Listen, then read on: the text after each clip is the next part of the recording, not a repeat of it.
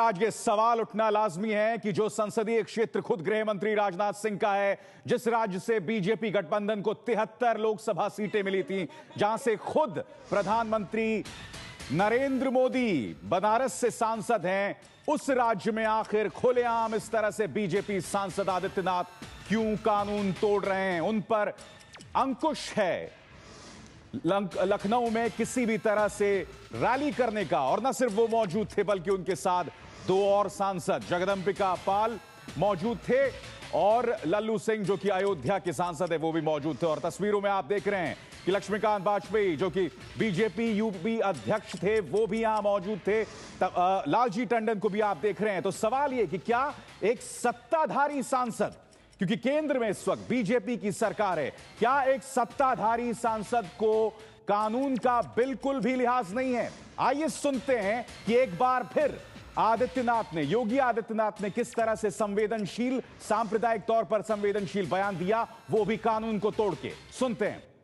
बोले भारत माता की, भारत माता की, भारत माता की, गौ माता की, गौ माता की, गंगा माता की, गंगा माता की, जय श्री राम, जय श्री राम।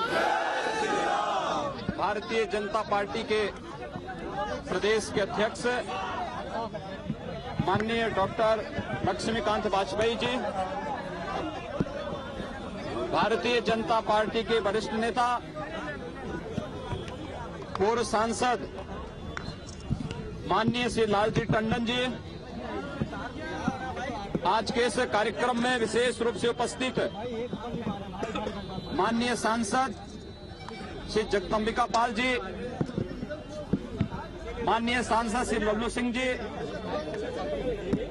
माननीय विधायकगण, प्रदेश के उपाध्यक्ष सम्मान्य श्री शिव प्रताप शुक्ल जी, भारतीय जनता पार्टी प्रदेश का नेतृत्व वर्ग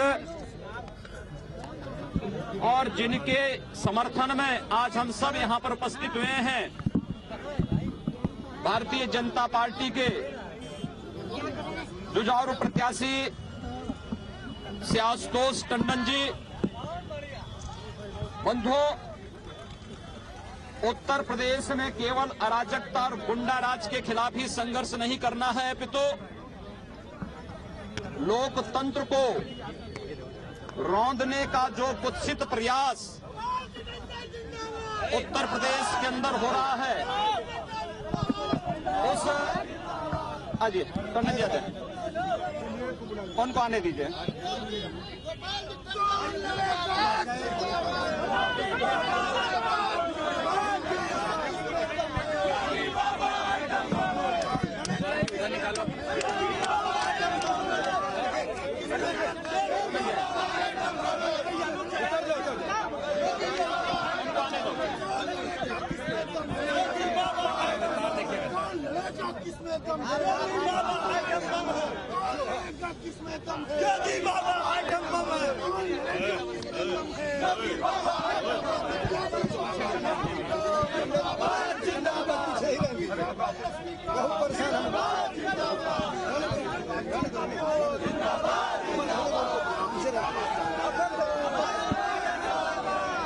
उत्तर प्रदेश में तो लोकतंत्र भी खतरे में है।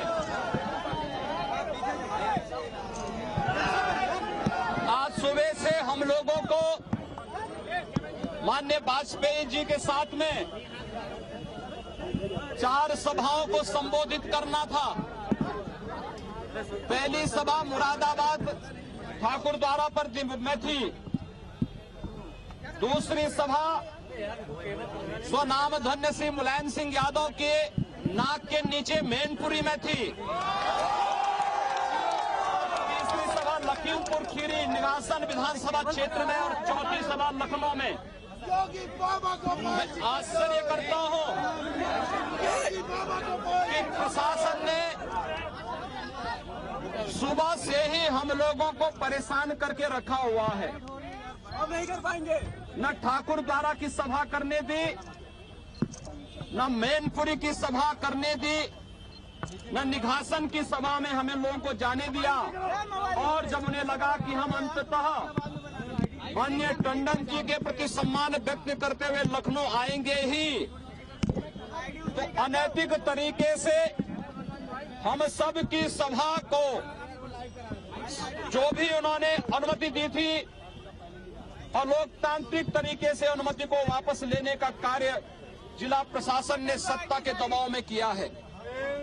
सज्जनों, हम लोगों को लोकतंत्र को बचाने के लिए इस प्रकार की तानाशाहीपूर्ण और एक परिवार विशेष का वर्चस्व स्थापित करने के उद्देश्य से चल रही भ्रष्ट सरकारों को उखाड़ फेंकने का संकल्प लेना ही होगा, और इसी का आह्वान करने के लिए आज हम सब आपके बीच आए हैं। हर व्यक्ति जान रहा है इस चुनाव का न उत्तर प्रदेश की सरकार की सेहत पर असर पड़ने वाला है, न केंद्र की सरकार का, लेकिन यह तय है कि भारतीय जनता पार्टी उपचुनाव को जीतती है तो प्रदेश सरकार की उल्टी गिनती भी प्रारंभ हो जाएगी। उत्तर प्रदेश कहां जा रहा है?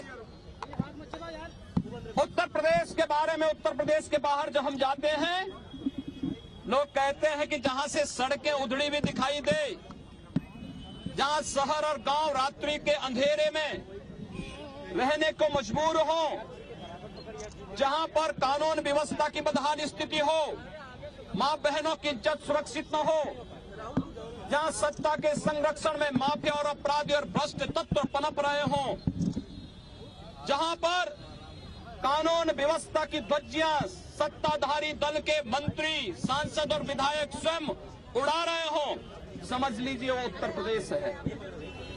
ये उत्तर प्रदेश की इस तस्वीर को बदलने के लिए हम सबको प्रशासन और शासन के इस तानाशाही पूर्ण और लोकतांत्रिक कदमों का विरोध करने के लिए खड़ा होना ही पड़ेगा। और मैं धन्यवाद दूंगा लखनऊ की जनता को, यहाँ के नौजवानों को, जिन्होंने आज यहाँ पर उत्तर प्रदेश सरकार की इस अराजकता और इस तानाशाही पूर्ण व्यवहार का जवाब यहाँ पर एकत्र होकर के किया है। आश्चर्य करता हूँ, हम लोगों को नोटिस इस आधार पर दी जा रही है कि हम लोग उत्तर प्रदेश सरकार के भ्रष्ट रवैये के खिलाफ, इस सरकार के सांप्रदायिक एजेंडे पर न बोलें। आखिर क्यों दंगे हो रहे हैं उत्तर प्रदेश में? दंगों के लिए हम लोग तो नहीं जिम्मेदार हैं। 2.5 वर्ष में 450 से अधिक दंगे, और दंगों के पीछे जो कारण है इस सरकार के सांप्रदायिक एजेंडे को प्रदर्शित करता है। कब्रिस्तान के नाम पर 300 करोड़ रुपया देंगे, लेकिन सड़कें उधड़ी हुई होंगी, बिजली नहीं मिलेगी, स्वास्थ्य सुविधा के अभाव में मासूम बच्चे असमय काल के गाल में समा जाएंगे। जनता, किसान परेशान है, आत्महत्या करने को मजबूर है। सरकार को उसकी चिंता नहीं। सांप्रदायिक एजेंडे को आगे बढ़ाते हुए उत्तर प्रदेश सरकार केवल और केवल कब्रिस्तान की बाउंड्री के नाम पर एक वर्ग विशेष को खुश करना चाहती है। तो एक तरह से फिर से सांप्रदायिक तौर पर संवेदनशील मुद्दे उठाते हुए आदित्यनाथ, जिस मुद्दे पर प्राइमा फेसाई एक तरह से उन्हें अपराधी पाया था इलेक्शन कमीशन ने, और ये सवाल हम आज एबीपी न्यूज पर उठा रहे हैं। क्या यूपी बीजेपी कानून से ऊपर है? वो बीजेपी जो केंद्र में सत्ता पे है। दूसरा बड़ा सवाल, आखिर योगी आदित्यनाथ ने कानून क्यों तोड़ा? उन पर अंकुश लगा हुआ है, चुनाव आयोग ने खुद उन पर सवाल उठाए हैं। और क्या धर्म के आधार पर बीजेपी वोट चाहती है? यह सत्ताधारी पार्टी है, विपक्षी पार्टी नहीं है, सत्ताधारी पार्टी है। और हम यह भी नहीं भूल सकते कि खुद राजनाथ सिंह यहां से सांसद हैं, प्रधानमंत्री नरेंद्र मोदी बनारस से सांसद हैं, 73 सीटें बीजेपी को यहां से मिली हैं। अपने आप में कई सवाल हैं जो मुआहे खड़े हैं। आखिर कैसे एक सांसद इस तरह से कानून की धज्जियां उड़ा सकता है? और साथ में मौजूद 2 और सांसद। पंकज झा सीधे रुख करना चाहेंगे हमारे संवाददाता लखनऊ में। पंकज, प्रशासन क्या कह रहा है? जिस तरह से धज्जियां उड़ा दी यहां पर योगी आदित्यनाथ ने कानून की, क्या उन पर कोई कार्रवाई होगी?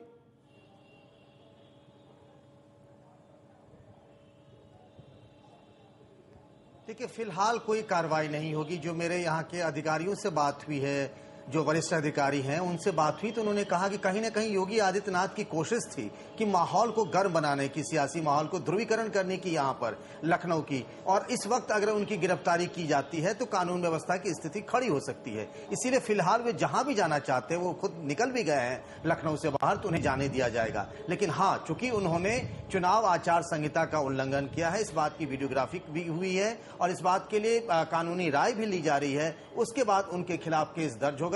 इस बात की जानकारी हमें यूपी सरकार के अधिकारियों की तरफ से दी गई है। अभिसार, पंकज, आप मेरे साथ बने रहिए क्योंकि बीजेपी के विजय बहादुर पाठक और समाजवादी पार्टी की तरफ से यशवंत सिंह मेरे साथ जुड़ चुके हैं। विजय बहादुर पाठक साहब, सत्ताधारी सांसद आदित्यनाथ, साथ में 2 और सांसद, इन पर अंकुश था लखनऊ में रैली करने के लिए, बावजूद इस तरह से कानून की धज्जियां उड़ा के रैली की जाती हैं। क्या यहां पर कोई एक तरह से कानून का लिहाज नहीं है? थोड़ी सी जानकारी में संशोधन कर दूं। प्रशासन ने कहीं ये नहीं कहा था कि कोई अंकुश था। जिस जगह पर हम सभा करने वाले थे, उस जगह की सभा की हमारे पास अनुमति थी। 7 तारीख को अनुमति थी। बाकायदे हमने 5 बजे से रात 10 बजे तक अनुमति ली थी। योगी आदित्यनाथ जी की सभा हो रही थी। हमने संख्या भी लिखी थी 2000। तो अनुमति का आग्रह हमने किया था और अनुमति हमारे पास थी। अनुमति थी, मगर सवाल यह है कि उस पर अंकुश लगा दिया गया था। खुद चुनाव आयोग ने तल्ख तेवर अपनाए थे उनके बयानात को लेकर। ये पूरा घटनाक्रम पिछले 48 घंटों का है विजय बहादुर पाठक साहब। वो सब ठीक है, लेकिन उन पर, इस रैली पर अंकुश किसने लगाया था? रैली की हमारे पास अनुमति थी। उस अनुमति के आधार पर हम रैली कर रहे थे। नहीं तो क्या प्रशासन, अगर प्रशासन कोई कदम उठा रहा है तो आप उसे नहीं मानेंगे? सत्ताधारी सांसद हैं, ये कोई मजाक है, मखौल उड़ाया जा रहा है कानून का? नहीं तो आप बताइए कि मजाक है। हम 7 तारीख को अगर अनुमति देते हैं और प्रशासन सारी औपचारिकता करने के बाद अगर हमें अनुमति देता है। विजय बहादुर साहब खुद चुनाव आयोग के तल्ख तेवर थे। प्राइमा फेसा एक तरह से उन्होंने कहा था कि हो सके, इन्होंने इस तरह के बयानात दिए हैं, प्रशासन ने उन पर अंकुश लगा रखा था, या ये मायने नहीं रखते आपके लिए? नहीं, प्रशासन ने उन पर सभा के लिए अनुमति अंकुश लगाया था, ऐसी मेरी कोई जानकारी नहीं है। नहीं, आप ये इस सभा की अनुमति हमने पूर्व में ली थी 7 तारीख को। नहीं तो पहले वही तो बात हो रही है। आप पर जो अंकुश लगाया गया है पिछले 24-48 घंटों पे लगाया गया है, 7 तारीख। नहीं तो हम पर जो अंकुश लगाया गया है, मेरे पास दोनों कागज हैं। प्रशासन ने जो ये कहा है, उन्होंने ये कहा कि वहां पर समाजवादी पार्टी की भी उसके नियर बाई रैली हो रही थी, इसलिए इस रैली को स्थगित करने की बात उन्होंने कही थी। मेरा ये कहना कि जब हमको अनुमति दी गई तब समाजवादी पार्टी को अनुमति दी गई, और क्यों उस बिना पर हमको रैली के ठीक 12 घंटे पहले हमारी सभा रद्द की गई? नहीं, रद्द की गई। देखिए, सिर्फ प्रशासन जिस पर आप यह आरोप लगा सकते हैं कि समाजवादी पार्टी से प्रभावित है, बात समझ आती है। चुनाव आयोग तल्ख तेवर ले चुका था विजय बहादुर पाठक साहब, क्या आप इस बात को नजरअंदाज कर सकते हैं? नहीं, चुनाव आयोग ने योगी जी से जवाब मांगा था। आज शाम को 6 बजे तक जवाब देना था। योगी जी दिल्ली में थे, जवाब उन्होंने दिया होगा, मेरी जानकारी में नहीं है। अगर इसके बाद आप काटेंगे तो मैं उनसे जानकारी करके बता भी दूंगा कि जवाब उन्होंने दिया कि नहीं दिया है। हम संवैधानिक संस्थाओं का सम्मान करते हैं, संवैधानिक संस्थाओं की अवहेलना करना कतई नहीं काम है। लेकिन कम से कम मुझे इस तस्वीर के जरिए आपकी इन बातों पे विश्वास करना बहुत मुश्किल हो रहा है। मेरे साथ यशवंत सिंह समाजवादी पार्टी से जुड़ गए हैं। यशवंत सिंह जी, विजय बहादुर पाठक साहब का कहना है कि कुछ दूर पर समाजवादी पार्टी की रैली को आपने इजाजत कैसे दे दी और हमारी रैली को कैसे रद्द कर दिया? इनका डिफेंस ये है, क्या आप दोनों के बीच में नूरा कुश्ती चल रही है? नहीं, नूरा कुश्ती तो आप लोगों की भाषा में हो सकती है, नूरा कुश्ती नहीं है और न तो कोई सीमा का युद्ध है, लेकिन लोकतंत्र का संघर्ष है, विचारों का संघर्ष है। और इस विचारों के संघर्ष में ये देश जब भी संविधान के अनुसार चलता है, संविधान की मान्यताएं हैं, चुनाव आयोग ने उनको रोका था और वह देश की सर्वोच्च संस्था के सांसद हैं, उन्हें खुद जिम्मेदारी का वहन करना चाहिए था। उन्हें इस तरह के कोई क्रियाकलाप नहीं करने चाहिए जिससे कानून की धज्जियां उड़े, और धज्जियां उड़ी है तो चुनाव आयोग उसको संज्ञान में लेगा और सरकार उसके मामले पर गंभीरता से कार्रवाई करेगी। आज सरकार क्या करेगी? सरकार क्या करेगी? शांतिपूर्ण तरीके से मतदान करावें, चुनाव संपन्न करावें और जो गलतियां होंगी उनके खिलाफ भी समय से कार्रवाई हो। नहीं, सरकार करेगी क्या यशवंत जी?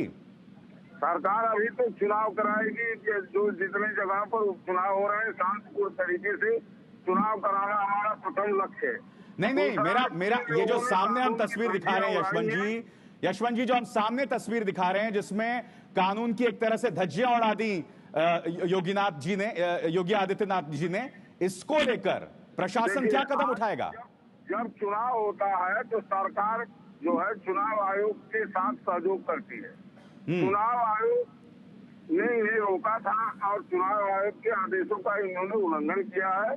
चुनाव आयोग अगर हमसे फिर और कोई सहयोग मांगेगा सरकार के हिसाब से तो सरकार उसमें सहयोग करेगी और कड़ी कार्रवाई करेगी। विजय बहादुर पाठक साहब, मैं आपसे जानना चाहता हूं, क्या बीजेपी माहौल को सांप्रदायिक बनाना चाहती है?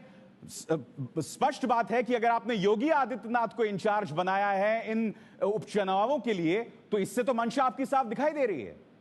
नहीं, इस योगी आदित्यनाथ जी अगर प्रचार कर रहे हैं तो हम चुनाव को सांप्रदायिक क्यों बनाना चाहते हैं? और आपने ही अभी भाषण सुनाया, योगी जी ने कहा कि जो जन समस्याएं हैं उन जन समस्याओं का जवाब देना पड़ेगा। राज्य की सरकार चुनाव को सांप्रदायिक ध्रुवीकरण में लगी है। अंत में उन्होंने फिर कब्रिस्तानों वाला मुद्दा भी छेड़ दिया। किसानों की बात करी विजय बहादुर पाठक साहब, अंत में उन्होंने कब्रिस्तान वाला मुद्दा भी छेड़ दिया। अरे भाई, तो अगर उत्तर प्रदेश में सरकार कब्रिस्तान बनवा रही है तो उसकी चर्चा नहीं होगी। तो जब चुनाव आयोग उन्हें दोषी एक तरह से मान चुका है, इस बात के लिए चुनाव आयोग ने दोषी माना है? नहीं, उन्होंने खुद कहा है, प्राइम मिनिस्टर किया है, उन्होंने कहा है, नहीं, उन्होंने कहा है प्रथम दृष्टतः एक तरह से दोषी एक तरह से माना है। चुनाव आयोग का जो बयान है, प्रथम दृष्टतः उन्होंने एक तरह से दोषी माना है योगी आदित्यनाथ को। तो आपको नहीं लगता कि उन्हें और जिम्मेदारी से अपना सड़कें खराब होंगी तो उसकी चर्चा होगी कि नहीं होगी? नहीं, सड़कें की बात कीजिए, मगर उन्होंने फिर बात की कब्रिस्तानों की भी बात की, उन्होंने बात की कि मुसलमान लड़कियों और हिंदू लड़कियों की बात छेड़ दी वहां पर। तो ये तमाम मुद्दे हैं सामने। अगर सरकार योजना चलाएगी और केवल एक वर्ग को देगी तो वो हम नहीं कहेंगे। आप भूल रहे हैं, योगी आदित्यनाथ उठा सकते हैं मुद्दे, मगर उन पर अंकुश था प्रशासन का, नंबर एक। नंबर दो, चुनाव आयोग के तर्क तेवर थे। आप इन दो चीजों को कैसे भूल सकते हैं कि अगर उत्तर प्रदेश की सरकार एक वर्ग के लिए विशेष योजनाएं चलाएगी तो उसकी बात हम कहेंगे कि नहीं कहेंगे? मगर उन पर अंकुश था। विजय बहादुर पाठक साहब, इस बड़ी बात को आप कैसे भूल रहे हैं? उन पर अंकुश था। इस रैली की अनुमति थी, अनुमति अंकुश लग गया था। योगी आदित्यनाथ को इजाजत नहीं थी लखनऊ में कोई रैली करने की, इजाजत नहीं थी। को लखनऊ में रैली नहीं करने की कोई इजाजत का पत्र हमारे पास नहीं था। नहीं, हद हो गई है बिल्कुल विजय बहादुर पाठक साहब। जो चीज सामने है, जो चीज रिकॉर्ड पे है, आप उसको नजरअंदाज कर रहे हैं, खारिज कर रहे हैं। जो जानकारी भी मेरे है मैं उसको तथ्यात्मक रूप से आपके सामने रख रहा हूं। हमारे पास इस रैली की अनुमति थी। प्रशासन ने जो ये कहा था उसमें ये कहा था कि एक ही दिन हमको जब उन्होंने अनुमति दी तो दूसरे रैली की अनुमति देने की आवश्यकता क्या थी? यशवंत सिंह जी, चलिए मैं यशवंत सिंह जी को यहां लेकर आना चाहता हूं। यशवंत सिंह जी, विजय बहादुर पाठक साहब कह रहे हैं कि कोई अंकुश नहीं था योगी आदित्यनाथ पर रैली करने के लिए। नहीं, ये तो आपके सारे टीवी चैनल चिल्ला रहे हैं, सारी मीडिया बता रही थी चुनाव आयोग ने रोका है। तो अगर ये आपके माध्यम से तो देश की जनता को पता है, पार्टी के नेताओं को नहीं पता है, तो खेदजनक बात है। नहीं, मैं जानना चाहता हूं विजय बहादुर पाठक साहब, डेस्परेशन क्या है बीजेपी में? इस तरह से डेस्परेशन क्या है? क्यों सांप्रदायिक माहौल को इस तरह से गरमाया जा रहा है? नहीं, डेस्परेशन किस बात का? राज्य की सरकार अगर एक पक्ष और एक के बारे में भेदभावपूर्ण नीति काम करेगी तो हम चर्चा नहीं करेंगे। आप 73 सांसद बीजेपी के चुन के आए उत्तर प्रदेश में से, लगातार जिस तरह के बयानात योगी आदित्यनाथ जो कि सांसद है दे रहे हैं, इसके बाद आज जिस तरह से कानून का मजाक उड़ाया गया, ये डेस्परेशन ही है? क्या करना चाह रहे हैं आप? बात का डेस्परेशन है। अगर उत्तर प्रदेश में उपचुनाव है और सरकार यहाँ पर है तो सरकार की उपलब्धियों और नाकामियों की चर्चा नहीं होगी? कीजिए नाकामियों की चर्चा, जगदंबिका पाल करें, लल्लू सिंह करें, योगी आदित्यनाथ को इजाजत नहीं है। विजय बहादुर पाठक साहब, आप इस बात को नजरअंदाज नहीं कर सकते हैं। योगी आदित्यनाथ जी के आज 4 कार्यक्रम थे, चौथा कार्यक्रम लखनऊ में था। लखनऊ के लिए भी हमने अनुमति ले रखी थी। आपकी अनुमति रद्द हो गई थी, आप क्यों नहीं इस बात को समझ रहे हैं? मैं यही तो कह रहा हूँ, अनुमति को प्रशासन ने कल देर रात रद्द किया और उसमें उन्होंने कहा कि दूसरे लोग भी उसी आसपास कार्यक्रम करना चाहते हैं। तो मेरा मूल सवाल यह है कि जब हमको अनुमति दी गई तो उस स्थल के इर्द गिर्द दूसरे लोगों को अनुमति क्यों देने की? चलिए यशवंत सिंह जी, क्या प्रशासन की यह अनुमति नहीं थी कि समाजवादी पार्टी भी अपनी रैली रद्द करे? तो क्या आपकी भी रैली यहां पर हुई इससे कुछ देर दूर पर, यशवंत सिंह जी? आप देखिए, जितनी सूक्ष्म जानकारी कि आप पूछना चाहते हैं इस समय हमें उस जानकारी, यानी कि जिस चीज जानकारी नहीं, है। ये बहुत सुविधाजनक जवाब हो गया आपका। जिस चीज का मतलब आपसे है उसका आप जवाब नहीं देना चाहते हैं। नहीं, आप मतलब दोनों क्या एक तरह से कहना एक तो तरह ये की नहीं कि रणनीति ये अपना रहे हैं। न हम चुनाव आयोग के सदस्य हैं, न हम चुनाव के इस समय प्रभारी हैं। आप हमसे बात कर रहे हैं तो जिन मुद्दों पर बात कर रहे हैं, जो जानकारी वही तो हम आपको देंगे कि गलत सही कुछ भी कहने लगेंगे आपसे। चलिए, बहुत बहुत शुक्रिया आपका विजय बहादुर पाठक साहब और यशवंत सिंह समाजवादी पार्टी से। अब हम सीधे रुख करना चाहेंगे अपने संवाददाता पंकज झा का, जो लखनऊ में मौजूद हैं। पंकज, जाहिर सी बात है एक खास किस्म का कैंपेन शुरू हो चुका है, कम से कम इन उपचुनावों में उसका लहजा, उसके तेवर हमें दिखाई दे रहे हैं।